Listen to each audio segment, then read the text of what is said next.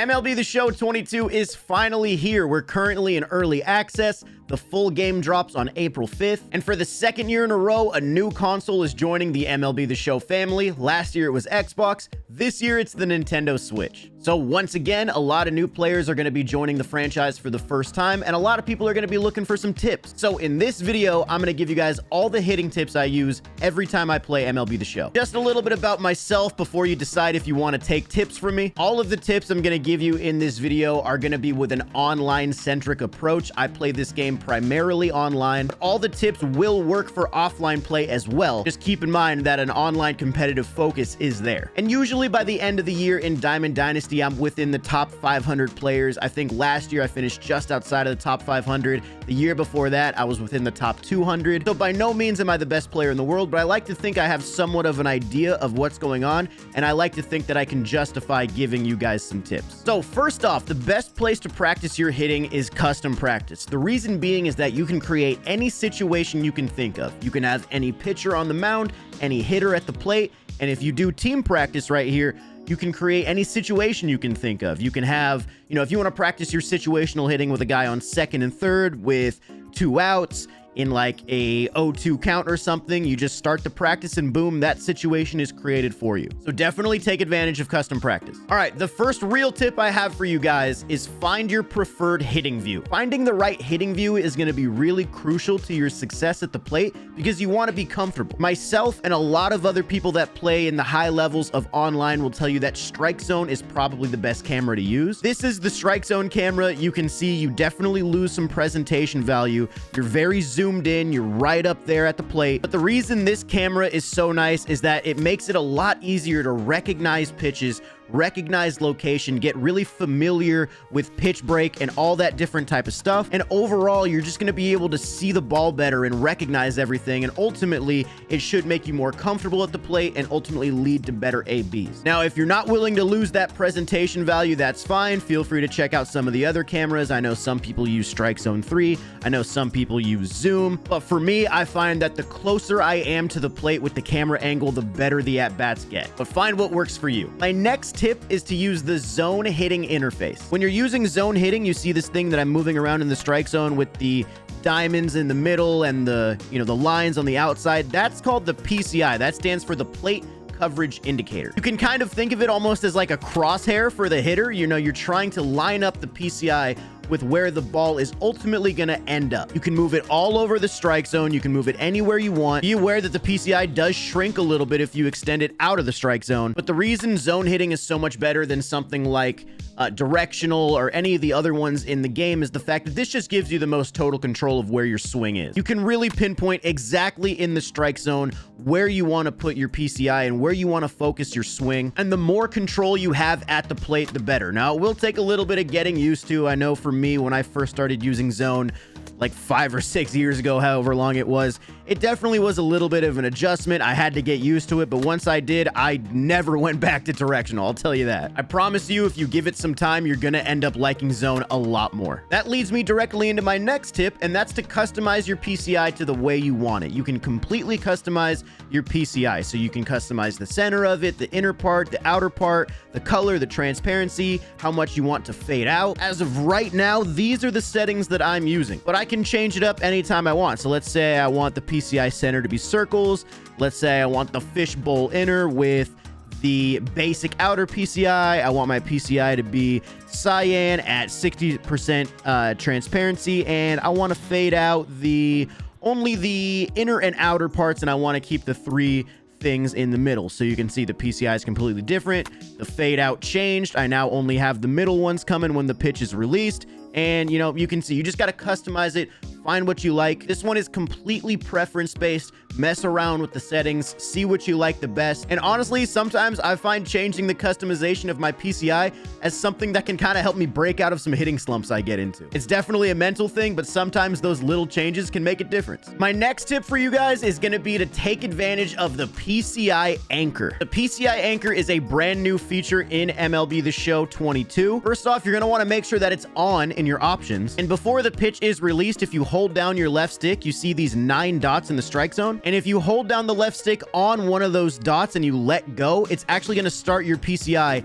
in that part of the zone. The reason I like this feature so much is because I generally like to start my PCI a little bit inside, and then I can adjust to the outside pitches from there, just like that. I'll talk more about adjusting to inside and outside pitches later on in this video, but using that PCI Anchor feature is going to be a really nice way to find the PCI starting point that you're comfortable with. And if you don't want to use the PCI Anchor, that's fine. Just keep your PCI in the middle. But if you feel like you're struggling with a certain location, use that anchor. My next tip is to understand the hitting feedback. So let's put a ball in play right here so we can see what the feedback looks like. Boom, there we go. Okay, so that's a bomb. So we can check out the feedback down here. The feedback provides a ton of different information. It provides the name of the batter, the handedness, the attributes that are relevant to that specific at-bat, the swing timing, the PCI, where it was in the strike zone versus where the pitch was, the stadium with the wind in the bottom. Next to that, you can see the launch angle, the exit velocity, where your swing timing was in terms of where the pitch was. There is a lot of information happening down there in the feedback. Let me put up a bad swing so we can see why the swing was bad.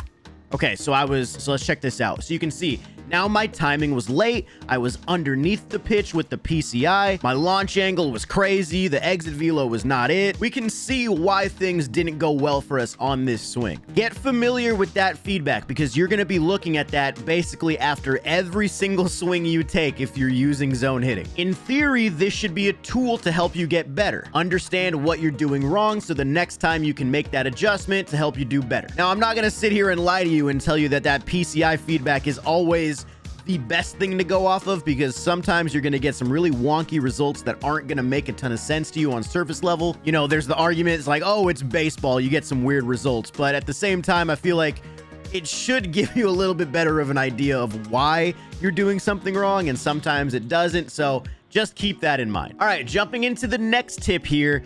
It's going to be early on inside fastballs. This is actually where custom practice comes in handy. I can make him throw nothing but inside fastballs. This is definitely a very generic baseball tip. I don't think it's going to shock anybody to say you want to be early on a pitch inside. But really for MLB The Show, the way the hitting engine works in this game is that early definitely seems to reward you with better exit velocities and better results than being honestly with good time. In years past, being early has definitely felt like it's been better than good. Now, obviously, if you get a pitch on the inside part of the plate, you definitely want to pull it because you're going to get the best exit velocity. But also when you start playing Diamond Dynasty and you get some of these pitchers that throw really hard, it's going to be really hard to adjust to those inside pitches when they're throwing 101, 102 miles an hour. You absolutely want to be sitting on that inside fastball. You don't want to get beat inside, because if you're late on inside fastballs this game, you are not going to have a lot of good results. And naturally, if you're early on a lot of these inside pitches, your opponent is going to see that. They're going to see that you are kind of taking away that part of the plate.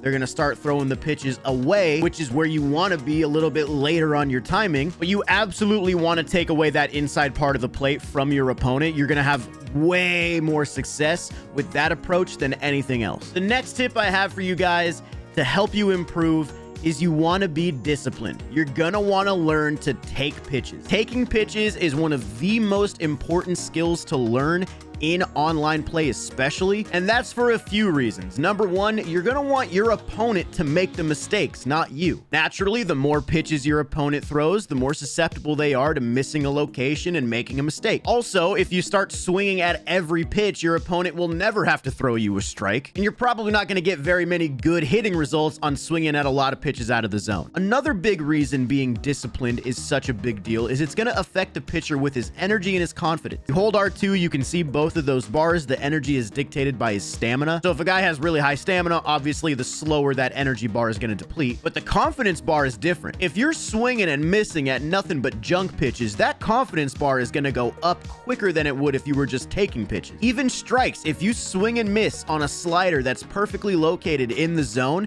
his confidence is going to go up faster than it would if you would have just taken that slider. The higher that confidence bar goes, the easier it is for your opponent to locate his pitches. But if you're taking pitches and working the count, making him throw more, getting that pitch count up, he'll start missing spots, which means that confidence bar is going to go down, which will ultimately lead to more mistake pitches being made. Working that pitch count has so many benefits. And one underrated aspect of being disciplined is that if you're working counts and taking pitches, your opponent might get frustrated and they may end up making mistakes just out of pure frustration. That kind of leads me into the next tip, and that's don't be afraid of 2-strike counts. Don't be afraid of working deep counts and hitting with 2 strikes. Look, in MLB The Show, people are going to throw any pitch in any count. A lot of the times, unless you're playing at the top levels, there's not going to be that many people that really think about pitch tunneling and sequencing all that much. They're just going to try to spot pitches on the corners. So if you have to take a couple tough sliders in the zone, take them. Wait for the pitch you want. And if the guy makes a good pitch on 2 strikes, tip your cap, move on to the next hitter. Just because it's a 2-strike count, don't think that you automatically have to swing at everything. Be confident. Trust yourself at the plate. If you strike out, oh well. But don't just give in on a 2-strike count thinking you're automatically out, because you're not. My last really big tip for you guys right here is just find your weakness, understand what your strengths and weaknesses are offensively. If you're constantly, dropping your PCI, maybe use the PCI Anchor and start your PCI low, so then all you really have to worry about is adjusting up. Or as I said earlier with starting my PCI inside, because I like to try to take away the inside part of the plate, maybe your reactions are quick enough to where you don't need to start your PCI inside. Maybe you want to start it away so you can, make sure you don't miss any tough breaking pitches on the outside part. Figuring out your weakness and using the tools in the game to help attack that weakness is going to be really beneficial for you. And the more you play the game, the more those weaknesses are going to become apparent to you. And over time, maybe you get better and you start figuring out other things about your game that you can then make those adjustments on. It's all about the process of getting better. So those are the big hitting tips I have for you guys. A couple more smaller ones here would be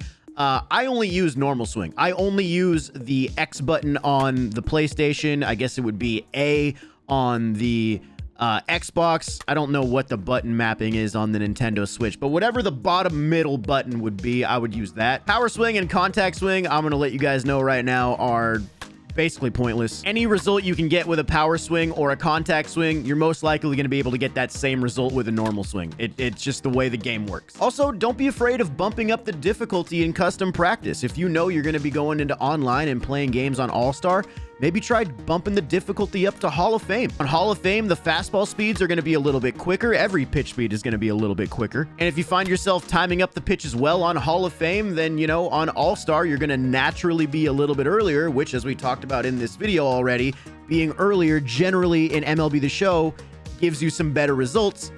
It all works out. You can also adjust sliders in the main menu too if you want to go even crazier. And the last thing I'll leave you guys with for this video is something that I always plug at the end of the hitting tips video every year. KontrolFreeks. I use these on my controller only on the left stick. These are joystick extensions that helps you get a wider range of movement with your PCI. It ultimately helps you be a little bit more precise. I'm not getting paid to talk about this or anything. That's why I don't talk about it at the beginning of the video, so you guys don't think it's like a big ad. I do have a code with KontrolFreek. If you want to go to KontrolFreek.com and pick out a pair that works for you, you can save 10% using code Cougs. I forget what this one is called, but this is the one I'm currently using on my PlayStation 5 controller. So I hope these hitting tips help you become a better player at MLB The Show 22. If they did help you, drop a thumbs up. Subscribe to the channel. We're pumping out MLB The Show content all year long. I appreciate you guys watching. Hope you enjoyed. I'll catch you in the next one.